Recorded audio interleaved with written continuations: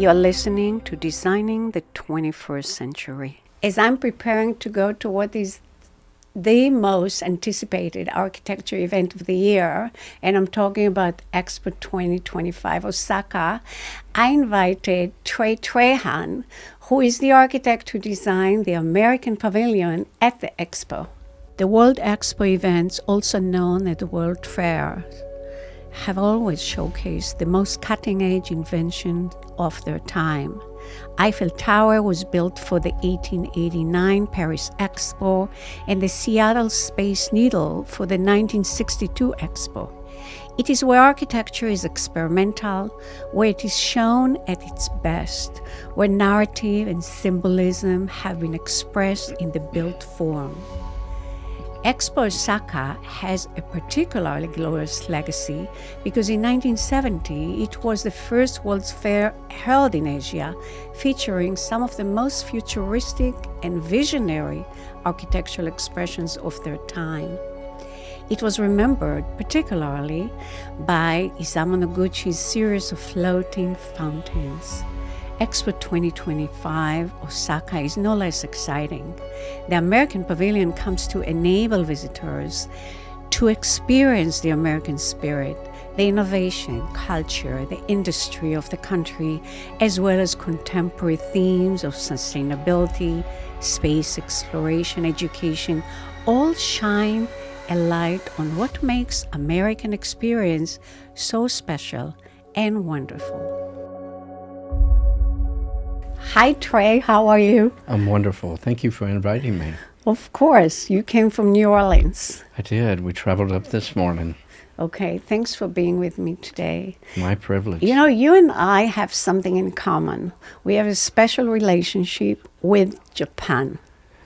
So, how did this relationship, tell me about your relationship with Japan. Yeah. Well, I think it's started with my hometown of Crowley, Louisiana, where rice is grown. And so I connected with the agrarian life of Japan, and then in particular the Momoyama period. I am captivated by this period of art and objects and architectural history and the relationship of Toyotomi Hideyoshi and with Sen no Rikyu, and Rikyu's relationship with a ceramicist by the name of Tanaka Chojuro. And of course Chojuro was the first Raku family member, and so I am just intrigued with that family history and how it can inform or influence the way we think about our built environment and in our world architecture. So how your relationship with Japan came to play in designing and in building this pavilion? Well, you know, living in New Orleans, I connect to a level of craftsmen that exist in Japan. And in New Orleans, the masons, the plasterers, pass these traits down through history, through families. The same takes place in Japan. If you think about the artist, whether it's a ceramic artist or a lacquer artist or a textile artist or a cast bronze artist, quite often the oldest son or some family member will adopt this artistry and work in the most skillful way to perfect it. And so I connected with that kind of family history and tradition of passing down these skills and refining the creation of an object or the working of wood for a detail, and the way architecture is at times assembled and at times reassembled in Japan. And specifically in the pavilion? Yeah, as it relates to the pavilion, what we talked a lot about early on is how are we responsible with construction systems, materials. And so a number of the systems on the pavilion that will soon complete were taken from the Tokyo Olympics. And so I like that idea of repurposing a system, whether it's a structural system or a wood cladding system, and giving it a life that is unique to that site and the environment at that site. And then, of course, after the pavilion's 6-month period, it'll be passed on to create another piece of art, sculpture, or building. And so these materials and systems will have this really unique history or provenance of being utilized in different atmospheres, different environments, different contexts, different programs. And that's really rich. Pavilions in World's fairs usually come to symbolize something. Yeah, well, what about your pavilion? Yeah, I think the U.S. Pavilion will symbolize U.S. leadership, innovation, our interest in space exploration, our commitment to education, our commitment to a unique culture, to a form of rootedness, to the creation of national parks. You know, we invented that, so to speak. And so in some ways, public space and how we live in the U.S. and celebrate public space.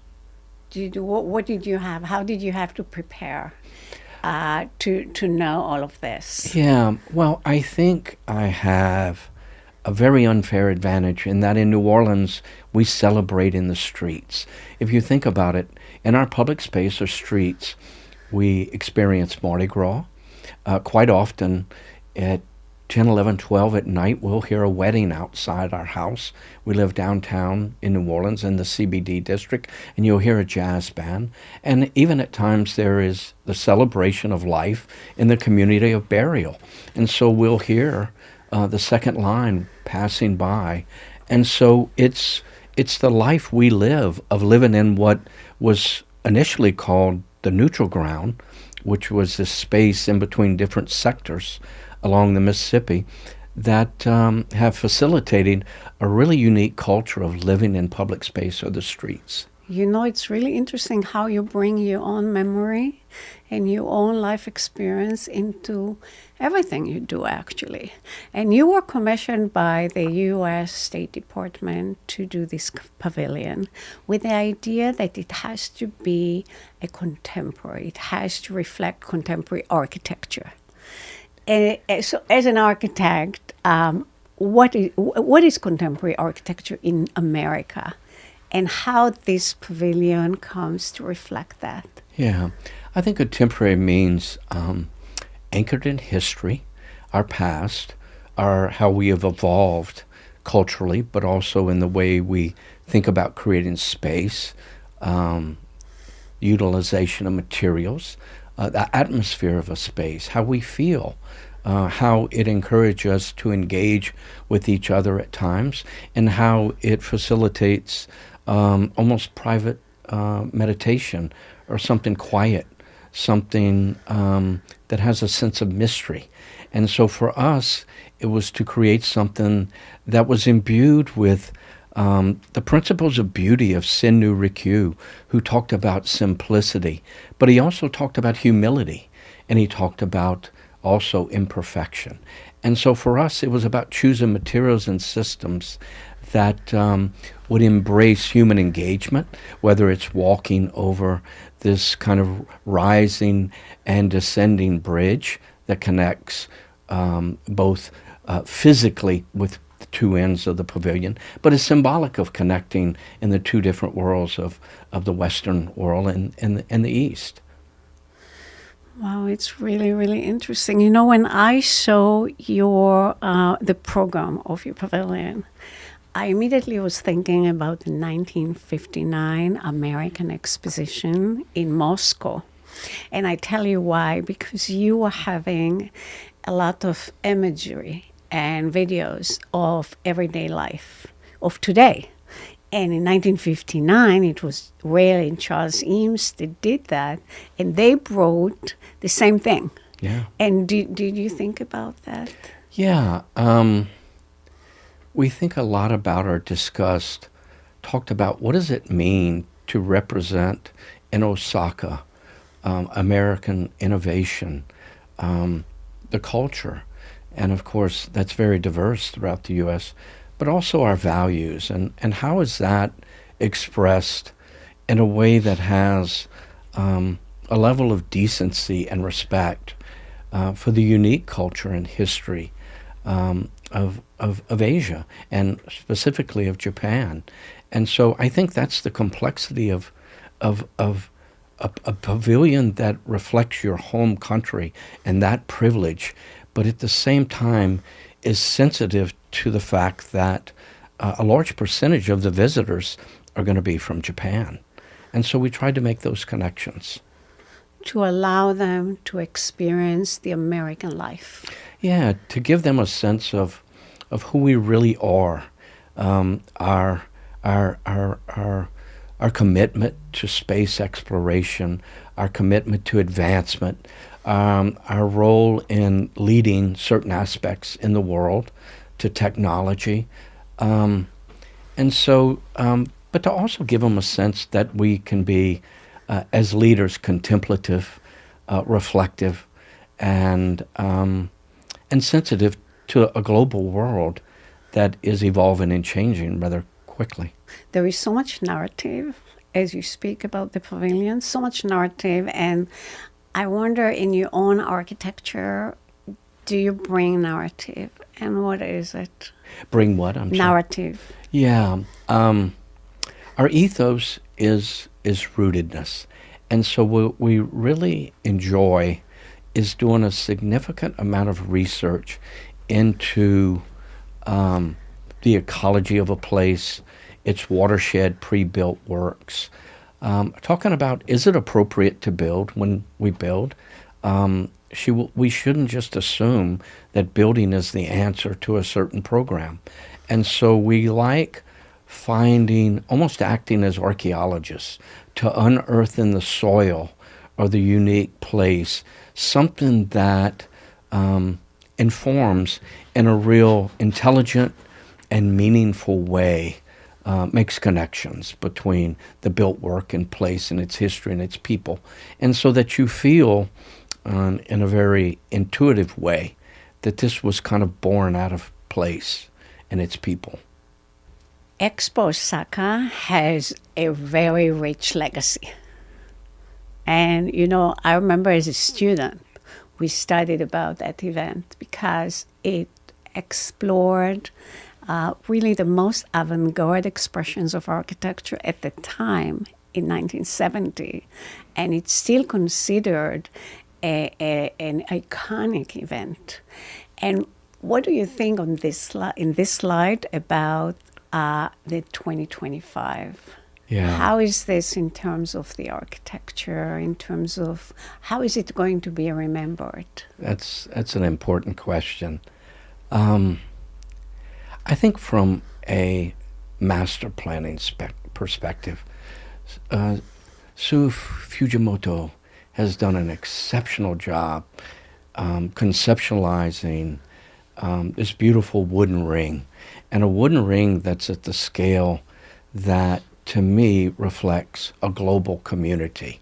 And it has this rooftop garden that is covered, and so you can meander and develop a sense or a perspective, an elevated view of not only that context and part of Osaka, but a sense of each pavilion, their relationship to each other, the gardens, the way people will meander, the element of chance and unpredictable moments of people engaging from around the world.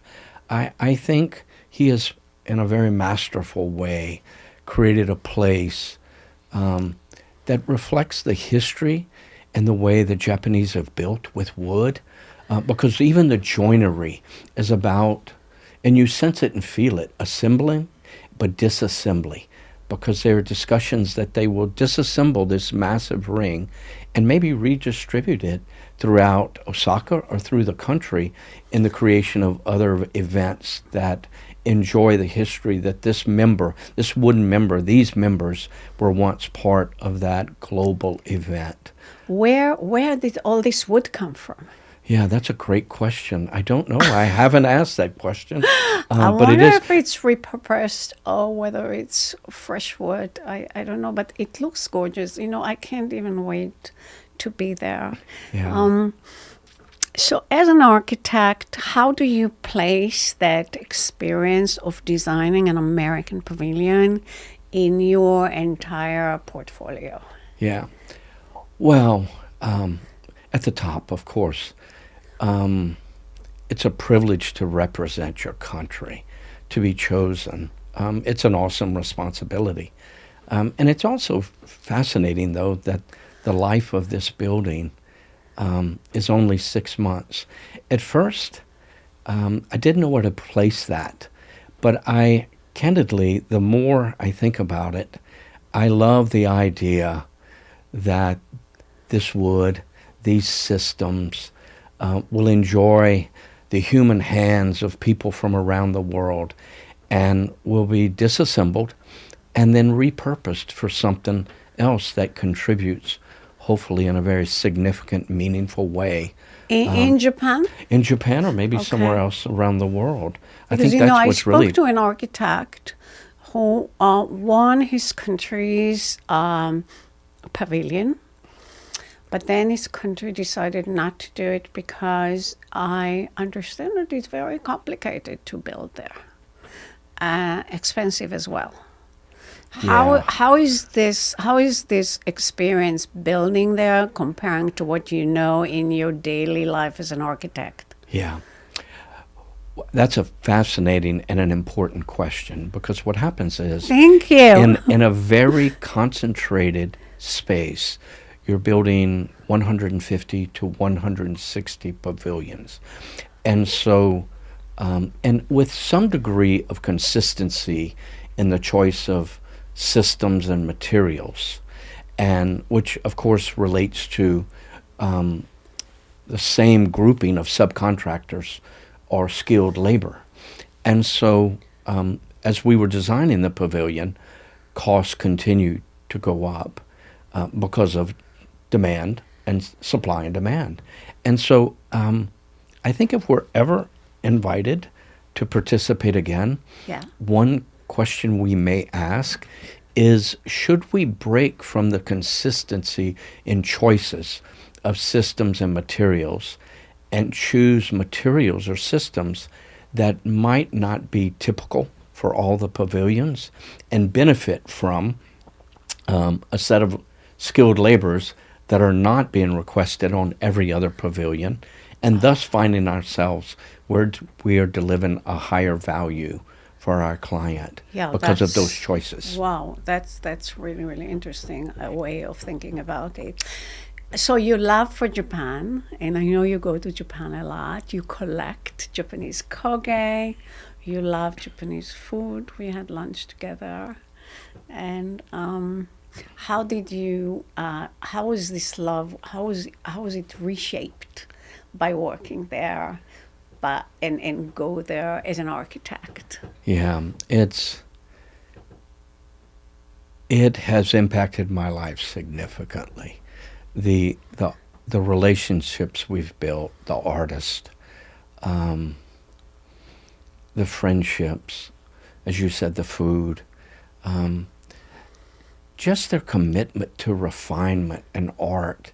And I mean, whether you're talking about lacquer, Ginta Ishizuka, or cast bronze, Koji Hatakeyama, or of course the renowned Raku family that are now in their 16th generation and are creating tea bowls that are just imbued with, on one hand, an element of predictability, and on the other hand, an element of chance and a lack of predictability that just results in an art form that you beautifully lift to your lips, one of the few art forms in the way of tea that has a quietness and a stillness that I think is vitally important in a world that is moving so fast and is so dynamic, and it's left us asking a lot of questions about who we are and how do we live a life that is contributing but meaningful.